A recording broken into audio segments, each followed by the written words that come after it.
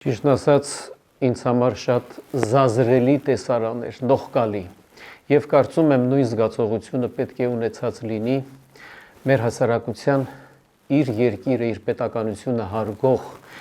անկախությունը, ինքնիշխանությունը հարգող յուրաքանչյուր քաղաքացի։ Ես չեմ հասկանում, ավելի ճիշտ լավ եմ հասկանում, մանավանդ այն ամենը, ինչ որ վերջի այս ընթացքում ժողովուրդը ականատես եղավ, հասարակությունը ականատես եղավ, եւ կարծես մի մրցավազք լինի,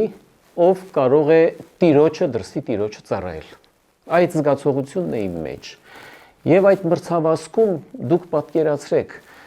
ինչքան մարդիկ կորցրեցին իրանց անգամ հեղինակության նշույլը, թեև այնքան էլ չունեին, բայց կորցրեցին անգամ այդ նշույլը։ Ես գիտեք կարող եմ հասկանալ բոլոր այն մարդկանց, ովքեր